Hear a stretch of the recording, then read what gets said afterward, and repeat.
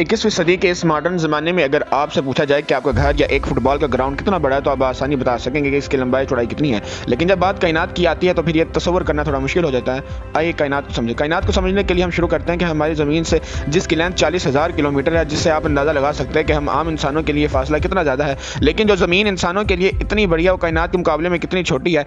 उसके लिए हम शुरू करते हैं अपने कुदरती सैटेलाइट चांद से, जो ज़मीन से देखने में बहुत करीब लगता है लेकिन ये असल में इतना भी नज़दीक नहीं जितना हम सूरज से 3,84,000 किलोमीटर दूर है, और रोशनी को भी वहाँ से ज़मीन पर आने में 1.3 सेकंड लगते हैं। रोशनी इस कायनात की सबसे तेज़ तरीन चीज़ है जिसकी रफ्तार का मुकाबला कोई नहीं कर सकता। आप यूँ समझ लें कि रोशनी का एक 30 और ज़मीन के गिर्द 7 चक्कर लगा सकती है। इस बात से आपको अंदाज़ा हो गया होगा कि रोशनी की रफ्तार कितनी है।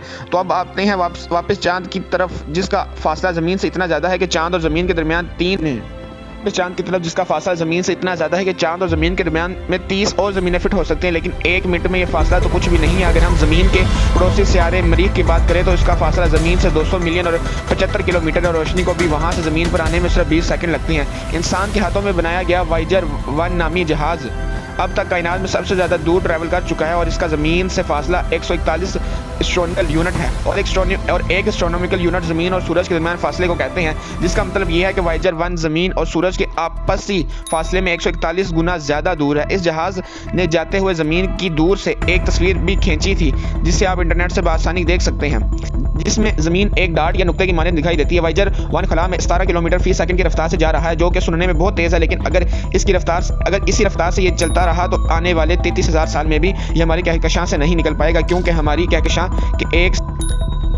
एक सिरे से दूसरे सिरे तक रोशनी के भी जाने में 1 लाख साल लगते हैं। सितारों की अगर बात की जाए तो हमारा सब रोशनी को ज़मीन से वहां तक पहुंचने में 4 साल लगते हैं। लेकिन अगर इसी रफ्तार से वॉयेजर 1 नामी जहाज़ इस रास्ते की तरफ बढ़ता रहा तो तकरीबन 70,000 साल बाद ये वहां तक पहुंच जाएगा।